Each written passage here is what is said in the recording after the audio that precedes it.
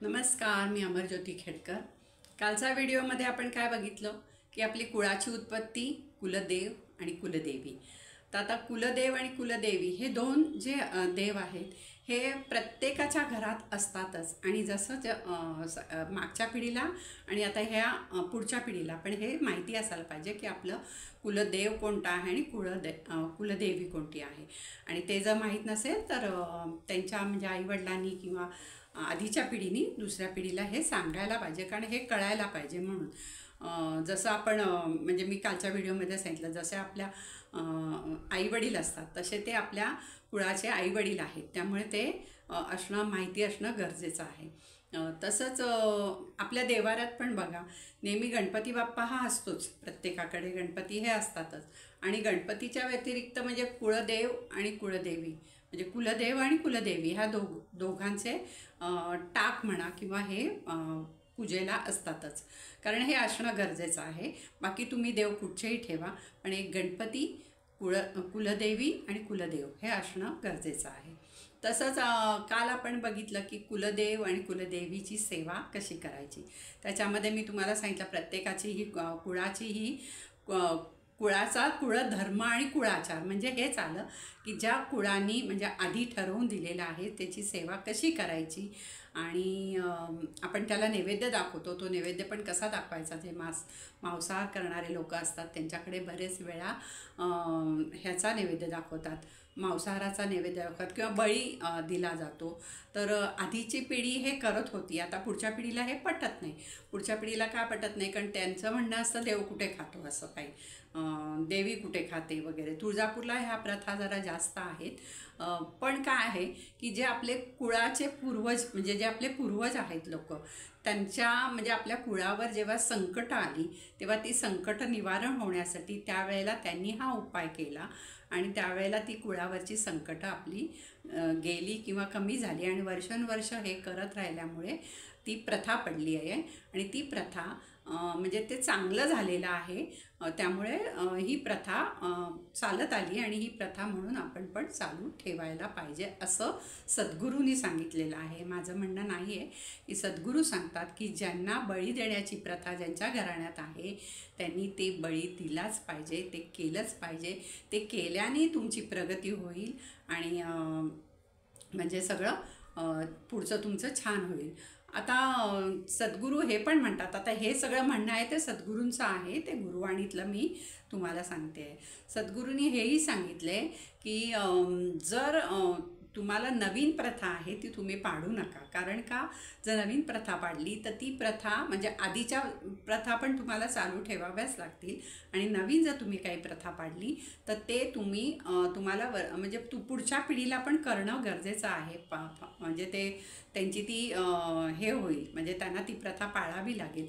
त्यामुळे तुम्ही नवीन प्रथा पाडू नका, पण ज्या जुन्या तुमच्या चाली रीती रूढी काय आहेत, त्या परंपरा आहेत, कुळधर्म आहे, कुळाचार आहे, तो तुम्ही चालू ठेवा, तो तुम्ही बंद करू नका। ते केल्याने संकट येतात असं सद्गुरूंचं म्हणणं आहे। आता बघा, आपल्या हिंदू धर्मात कुळाचाराला ह्या परंपरेला खूप महत्त्व आहे। म्हणजे आपल्या हिंदू धर्मात कोणत्याही तुम्ही कुळामधले असाल जरी तरी ह्याला परंपरेला कुळाचाराला खूप महत्त्व आहे। प्रत्येक घराण्यात प्रत्येक कुटुंबात कुळाचार व परंपरा हे वेगळे वेगळे असू शकतात। म्हणजे ह्या कुळातले परंपरा आहेत जे ते पुढच्या दुसऱ्या कुळामध्ये असायला पाहिजे असं काही नाही, प्रत्येक कुळाचे वेगळे वेगळे असतात आणि ते परंपरा ह्या पिढ्यानपिढ्या चालत आलेल्या असतात, एका पिढीकडनं दुसऱ्या पिढीकडे असं पिढ्यानपिढ्या ह्या चालत आलेल्या असतात। तर कुटुंबातील सर्व व्यक्तींनी कुळाचार हे पाळलेच पाहिजे असं सद्गुरू सांगतात। नवीन प्रथा काही सुरू करू नका, पण जुन्या प्रथा ह्या पाळल्याच पाहिजेत। तर तुम्ही हे कुळाचार पाळले पाहिजे। आता कुळाचार आणि कुळधर्म म्हणजे काय, हे जे कुळांनी घालून दिलेल्या प्रथा आहेत हेच कुळधर्म म्हणजे हा धर्म आहे, म्हणजे हा आधीच्या पिढीने दुसऱ्या पिढीला घालून दिलेला आहे आणि तो तुम्ही पुढे चालू ठेवायचा। ह्यालाच कुळधर्म आणि कुळाचार म्हणजे आचार, जे आचार हे आहे कुळाचा तो तुम्ही चालू ठेवायचा, तो बंद करायचा नाही. आणि त्याच्यामध्ये आपलंच खूप म्हणजे आपल्याला त्याच्यापासून खूप फायदा आहे. किंवा जर काही कामं होत नसतील, हे होत नसेल, तर तुम्ही लक्षात घ्या की तुमचे कुळधर्म कुळाचार काय आहेत का, किंवा आधीची पिढी काय करत होती का, आणि ते तुम्ही मध्येच खंडित झालं आहे का, तर असं खंडित होऊन देऊ नका, असं सद्गुरूंनी सांगितलेलं आहे. आता एक साधं सोपं उदाहरण आहे बघा. आपल्याला जर एक काही कोणी असं प्रेमाने देत गेलं वस्तू, किंवा आपलं काही करत गेलं, तर आपल्याला ती आवडतं, आणि आपल्याला म्हणजे कोणी दिलेलं हे आपल्यालाही आवडतं, आणि प्रेमाने दिलेलं तर अजूनच आवडतं, आणि ती आपल्याला पण सवय होत राहते. ते जर नाही दिलं तर आपण खट्ट होतं ना, आपलं मन खट्ट होतं. तसंच हे आहे की हा जो देवाला आपण जे पिढ्यानपिढ्या चालत आलेला आहे, ही परंपरा होऊन गेलेली आहे, आणि परंपरा ही देवालाही आवडते. देवालाही आपण तिची स्तुती केली, तिला देवाला सगळं हे केलं की देवही खुश होतो, देवालाही आवडतं, आणि आपल्याला आशीर्वाद मिळतात. त्यामुळे हे तुम्ही खंडित होऊन देऊ नका. आता कुळधर्म आणि कुळाचार ह्यासारखे धार्मिक विधी ज्या दिवशी आपण करतो, त्या दिवशी काय करायचं असतं, कुलदेवतेचं स्मरण करायचं असतं. तर प्रत्येक कुळात हे धार्मिक विधी करण्याची प्रथा वेगळी वेगळी असते. कोणाकडे बळी देतात, कोणाकडे वर्णापूर्णाचा स्वयंपाक असतो. काही घराण्यात, काही ह्याच्यात मी बघितलं आहे की त्यांचं वर्षातनं 3-4 त्यांचे हे वार असतात, त्यावेळेला ते देवाची आरती करतात, म्हणजे कुलदेवीची आरती करतात, आणि घरातले सगळेजणं त्यात सामील होऊन ते आरती वगैरे करतात. पुरणपोळीचा नैवेद्य दाखवतात. कोणी तुमचे हे असतील आप्तइष्ट, म्हणजे जे लोक असतील त्यांना जेवायला बोलवतात. कारण त्या निमित्ताने आपण अन्नदान म्हणा, किंवा आपण एक कोणाला जेवू घातलेलं हे चांगलंच असतं, त्यामुळे जेवायला बोलवतात.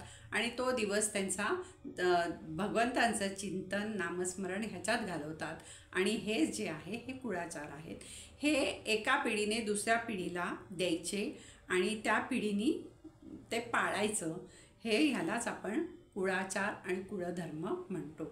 म्हणजे कुळधर्म आणि कुळाचार म्हणजे कुळापासून आलेल्या प्रथा, जे काही परंपरा आहेत, ह्या पुढच्या पिढीने पाळायच्या.